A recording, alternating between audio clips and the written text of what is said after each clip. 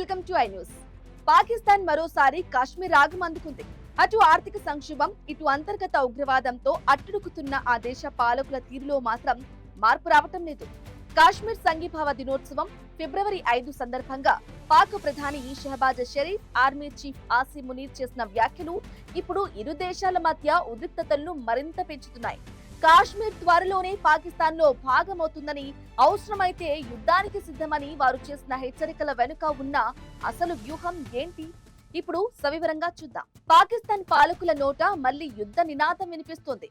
ప్రతి ఏటా ఫిబ్రవరి 5న నిర్వహించే కాశ్మీర్ సంఘీభావ దినోత్సవం వేళ పాక్ ప్రధాని షహబాజ్ షరీఫ్ ఆక్రమిత కాశ్మీర్ రాజధాని ముజఫరాబాద్ లో పర్యటించారు. అక్కడ అసెంబ్లీని ఉద్దేశించి ప్రసంగిస్తూ అత్యంత వివాదాస్పద వ్యాఖ్యలు చేశారు.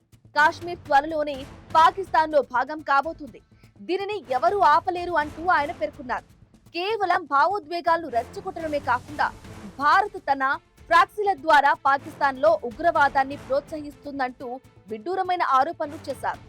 అంతేకాదు, గతేడాది మే 2025 భారత్ పాక్ మధ్య జరిగిన 4 రోజుల సైనిక ఘర్షణను ప్రస్తావిస్తూ ఆ సమయంలో భారత్ కు తగిన బుద్ధి చెప్పామని, ఆ ఓటమిని భారత భవిష్యత్తు తరాలు కూడా మర్చిపోలేవని షహబాజ్ షరీఫ్ వ్యాఖ్యానించారు.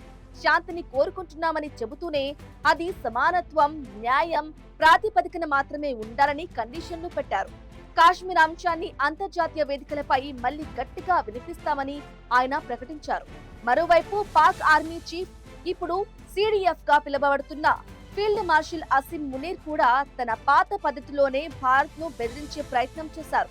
సరిహద్దుల్లోని ఫార్వర్డ్ పోస్టులను సందర్శించిన ఆయన, భారత్ ఏ వైపు నుంచి దాడికి దిగినా మా బలగాలు అత్యంత వేగంగా, ఊహించని రీతిలో బదులిస్తాయి అని హెచ్చరించారు. కాశ్మీర్ ప్రజల స్వాతంత్ర కాంక్షను అణచివేయడం భారత్ వల్ల కాదని, త్వరలోనే అక్కడ స్వేచ్ఛా సూర్యోదయం చూస్తారని ఆయన జోస్యం చెప్పారు. విశ్లేషకుల అభిప్రాయం ప్రకారం పాకిస్తాన్ లో పెరుగుతున్న అంతర్గత అసంతృప్తి, ముఖ్యంగా బలూచిస్తాన్ ఆక్రమిత కాశ్మీర్ లో ప్రభుత్వానికి వ్యతిరేకంగా జరుగుతున్న నిరసనల నుండి ప్రజల దృష్టిని మళ్లించడానికే షహబాజ్ షరీఫ్, ఆసిమ్ మునీర్ ఈ లిబరేషన్ కార్డును వాడుతున్నారు. ఆక్రమిత కాశ్మీర్ లో ప్రజలు కనీస అవసరాల కోసం అల్లాడుతుంటే, పాలకులు మాత్రం మళ్లీ కాశ్మీర్ రాగం అందుకోవడం పట్ల అంతర్జాతీయ సమాజం విస్మయం వ్యక్తం చేస్తుంది.